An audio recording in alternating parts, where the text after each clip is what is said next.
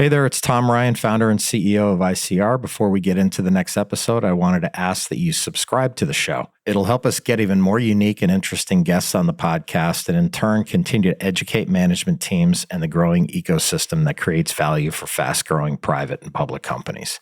And while you're at it, head over to Apple Podcasts and leave us a 5-star rating. Very much appreciated. This episode is brought to you by IEQ Capital, an investment advisory firm that provides a premier endowment-style investment approach and family office services to eligible clients tailored to the unique needs of your family. The founding team behind IEQ Capital are entrepreneurs at heart with an uncompromising focus on clients and investment excellence. With over 30 years' experience as investors, they have a broad understanding of each asset class, deep institutional relationships, and a network that provides assets to exclusive private investment opportunities. Visit www.ieqcapital.com to learn more.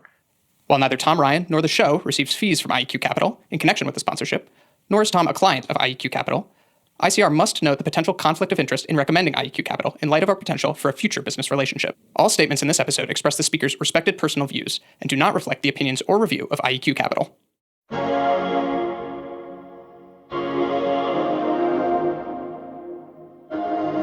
We prioritize cultivating a vibrant and values-driven culture that fuels the commitment to excellence and innovation. In client-focused industries, success not only hinges on extensive experience and amazing instincts, but also depends on the ability to foster genuine human connections. We started personal and professional coaching over 5 years ago. I think it really helps drive our main core values in the firm.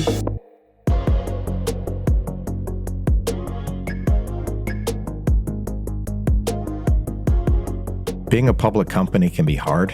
Small missteps can have outsized consequences. I'm Tom Ryan, founder and CEO of ICR, and over the last 25 years, we've helped thousands of companies understand and navigate the stock market and the media.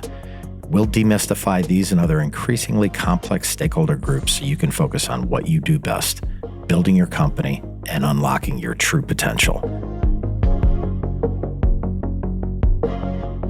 This is Welcome to the Arena from ICR.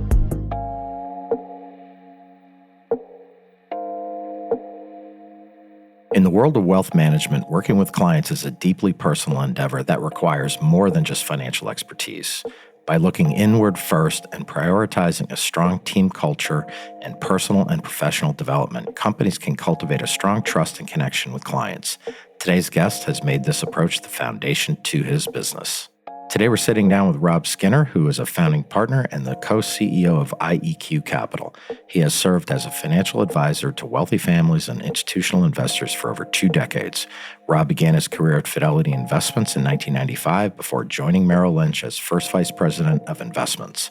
In 2008, he co-founded Luminous Capital, an independent registered investment advisory firm, where he served as chief investment officer, co-head of investment research, and co-manager of portfolio construction. Luminous Capital was acquired by First Republic Bank in 2012. Active in the community, Rob serves on the board of directors for the First Tee of Monterey County, the board of directors of the Pebble Beach Company Foundation. He's a trustee of PGA Reach, the charitable foundation associated with PGA of America, as well as the Naval Postgraduate School Foundation. Rob and his wife actively support numerous foundations and charities in and around the Monterey Peninsula. Rob holds a Bachelor of Arts in Political Science from the University of Connecticut, which, if you haven't heard, has won national championship titles back-to-back in men's basketball. Go Huskies. Let's enter the arena with Rob Skinner.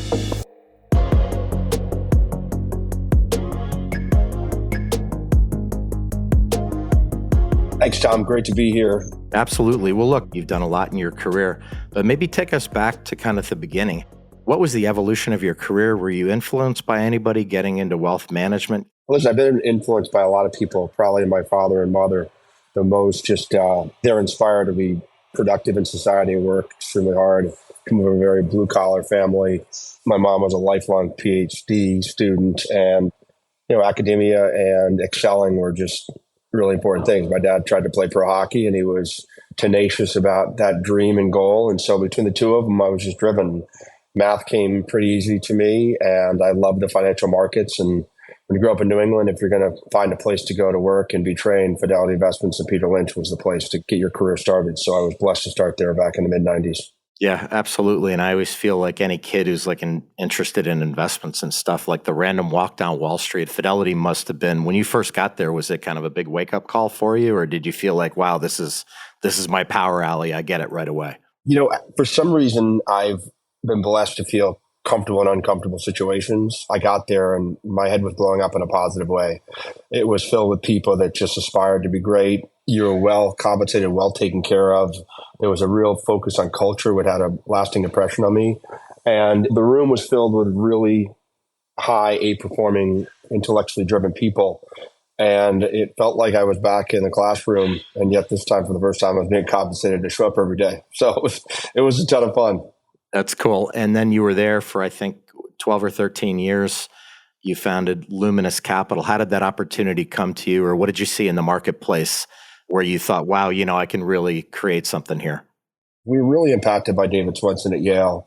He did a lot of work on what risk premium people should be provided for investing in the private markets, complementing what they do in the public markets.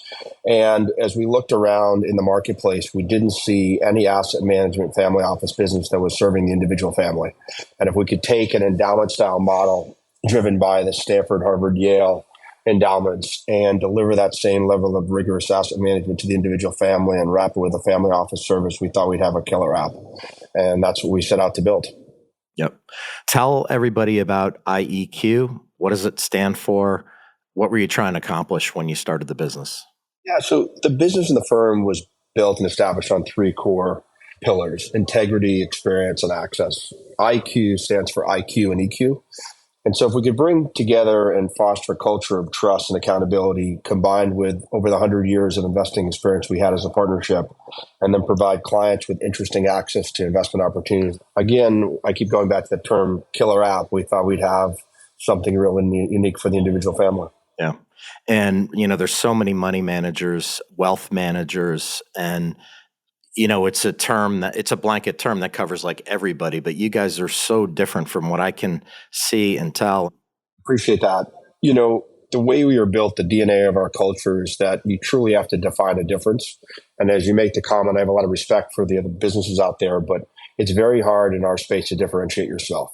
And our focus was finding these opportunities and deliver what I would call would be a Costco buy wholesale, deliver wholesale pricing, meaning that if the client could be a buyer of a wallet share of the combined entity versus their own, then we could get scale and fee savings, pass those fee savings back to the clients.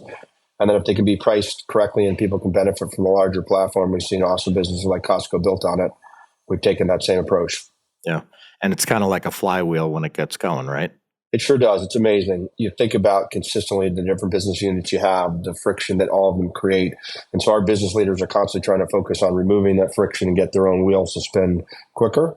And if each wheel is spinning quicker, the collection can spin at an amazing rate. I mean, we started this business 5 years ago. We were blessed to have clients that have been with us a long time come over. We started with about $7 billion, and 5 years later to have north of $25 billion under management. It's been pretty awesome. Who is your typical client? What's the ideal background? Who are you looking to do business with where you can really help them and obviously they would benefit from the platform you all have built? Our typical client base comprises of successful founders, entrepreneurs, private equity and venture capital professionals, along with individuals that come from a multi-generational wealth background. I would say the common trait, and I really believe this, is there's an interest, there's a need, and the clients lean in. They lean into learning. They really appreciate the transparency and the business model, the fee savings. And so I feel we're blessed to work with some of the nicest, most charismatic, intelligent, focused, and driven people in the United States. And it's a blessing. Yeah, it's cool. And I've met a few of the folks in your network, super impressive people and really nice. And like you said, intellectually curious about building wealth and looking in and evaluating, new opportunities. Speaking of that, how do you integrate these alternatives into client portfolios?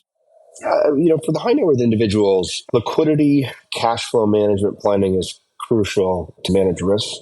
And so we spend an enormous amount of time working closely to collaborate with those clients on their asset allocation, what are their needs, what are the risk tolerance, what their interest returns. every investment gets approved through the research group, and then each client has a team to work with them to go through their asset allocation to understand how that investment is going to play its part in the portfolio, what is going to be its interest, what is going to be its focus, to make sure that the clients are properly allocated. So we've been doing it a long time, and I think we figured out a pretty slick system. Yeah, and I would imagine the bigger you get, the more scale that you have, the more third parties, I don't know, for lack of a better term, who might have interesting investment opportunities for your clients want to get on the platform. How does someone make it through that rigorous screening process to get on the platform? I think you stated it very well. We have a very detailed 6-step process that we work with, and we will spend somewhere between 100 to 300 hours of research, background checks, reference calls, understanding the risk around the underlying asset, make sure that the asset, its pricing, the opportunity set is priced efficiently and prudently given the return expectations. And then through a 1 to 3 month process, we'll go through our research process to evaluate what are the risk reward opportunities in the market, and then ultimately come to terms with that partner of ours for what is the right fee and structure we're willing to offer. And then it will get allocated appropriately across the client base. What's the culture of IEQ, and why is that important not only to the people who work there, but also to your clients? I really appreciate you asking about that. At the firm, we prioritize cultivating a vibrant and values-driven culture that fuels the commitment to excellence and innovation. We started personal and professional coaching over 5 years ago. I think it really helps drive our 4 main core values of the firm. And when you're creating the right culture, as you know, Tom, both incentivizing people from a financial perspective, from an equity perspective, and then creating an environment that is trust-driven, people really enjoy that. And then they recruit others for it. Our best source of finding new talent is our own people.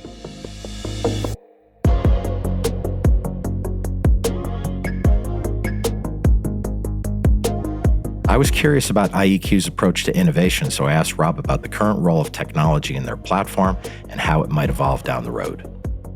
Yeah, it's a great question, and it's one that continues to evolve at the firm. We made a extremely large investment in technology, both in building and growing the platform in the beginning. We feel that if you can create a seamless relationship with a client, both from how they review their portfolios, how they have a chance to check on their performance, daily values, then the client experience can be extremely improved. And so we have a tech-enabled platform that integrates both the client service team and the scalability and value for growth. And we're constantly leaning into technology to see if there's any new platforms out there that can help us scale in our business. It's led by my chief operating officer that has about 15 years of experience. We started as a new firm 5 years ago. It was a big investment for us, and it continues to be a big investment for us today. Yeah, and it's so funny. There's this kind of rush to AI, and most people barely understand it to begin with, including me. And I always feel like, technology shouldn't really replace people, but if it makes the friction that you talked about a little bit less, everyone is for that, right? Yeah, you never want to, and you can't replace people, right? But you can have both people and process. And at the firm, it's finding great people and building good process and then allowing technology to make their lives easier. Yeah.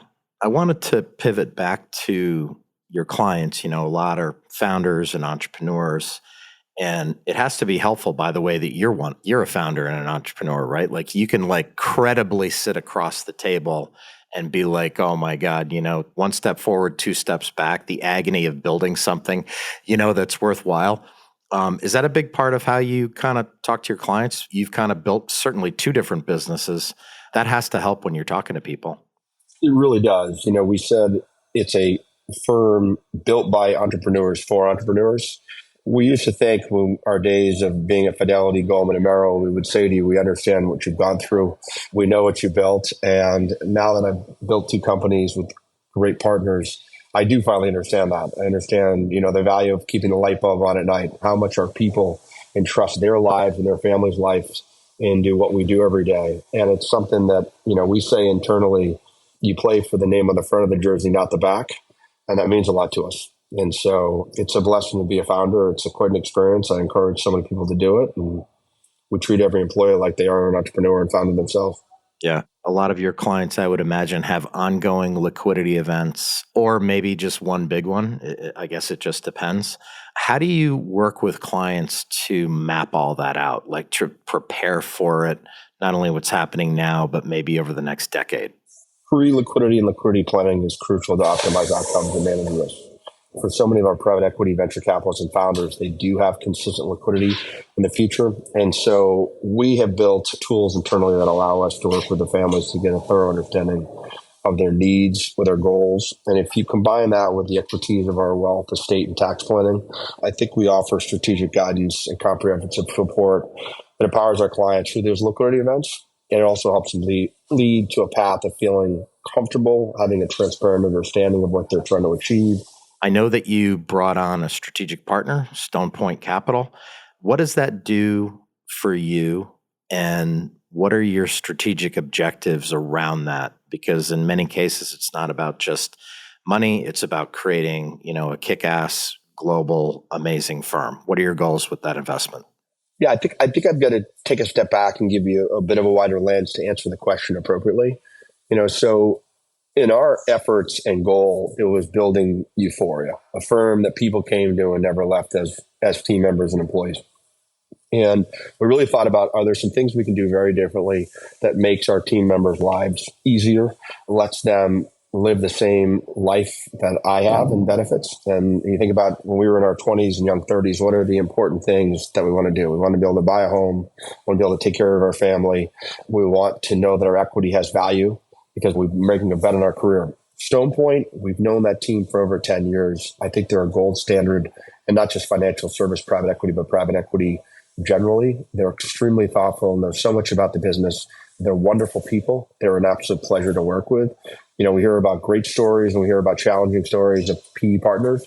I can't say enough about ours and what they've done for it. Their insightfulness into our business, how they think about growing the firm, how they really respect our culture-driven behaviors.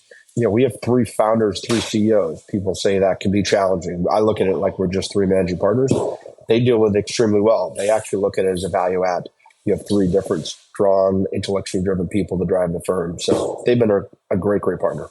Yeah. And what I'm gathering, Rob, is that scale makes a big difference in this business, and you have it.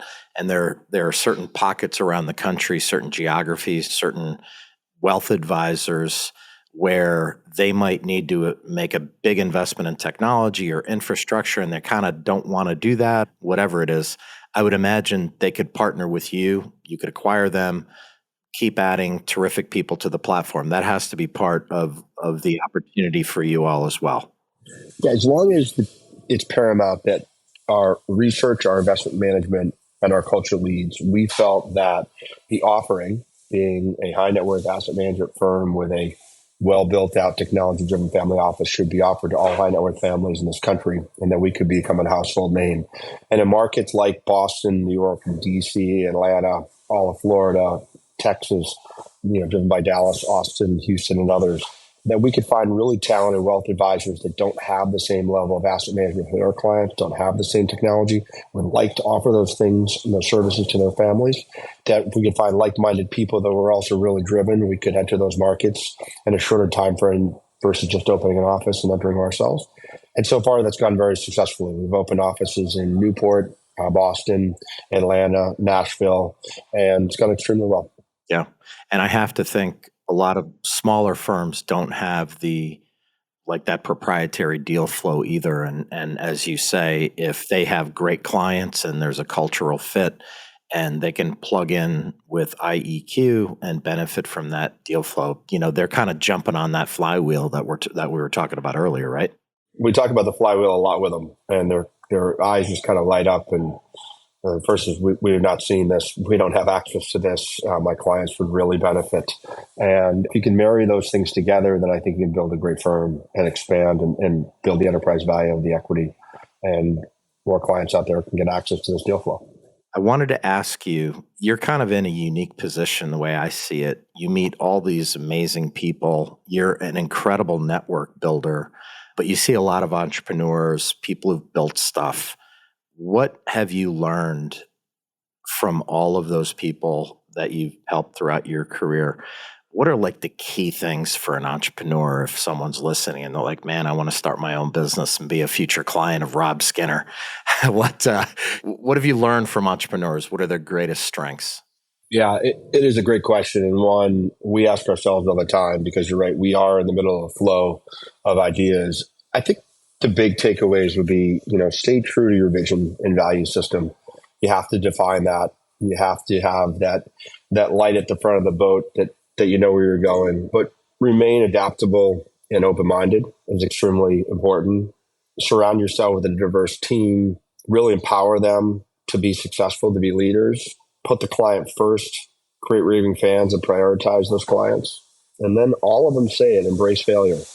Embrace failure as a path to growth and never stop learning, because every day you have the opportunity to learn, either from the team members, from your clients, or just from the general markets. And so if you keep those things core to your belief system, I think you'll do pretty well. Yeah, I think so too. You have a lot of clients, a lot of interesting people from diverse backgrounds, as you said. You're really great at kind of bringing everybody together as appropriate, getting to know each other. And part of, the journey in life, Rob, is like, this has to be fun too, right? It's not just dollars and cents. It's spending time with great people who've accomplished great things and connecting them. And, comment on that, because I think you guys are really great at that. Yeah, so a connector, right? A connector that has the ability to transcend relationships is a really unique quality in life. But I think you commented on it extremely well, having fun. We get the opportunity to walk this great world once, and you might as well walk it as good as you can, as great as you can. And I think we instill those things in our leadership qualities, ignite inspiration, empowerment, the ability to, innovate relationships. And so people love building relationships with other people. They love storytelling. I'm amazed and consistently blown away by the storytelling that I hear from our clients, and the ability to ignite that as a common thread and to build connections and lasting relationships is super important. And I've been built that way. My friendships are people I keep close. And I think if you try to make a new relationship every day, if you look back 3, 5, 10, 15, 20 years in life will take care of itself.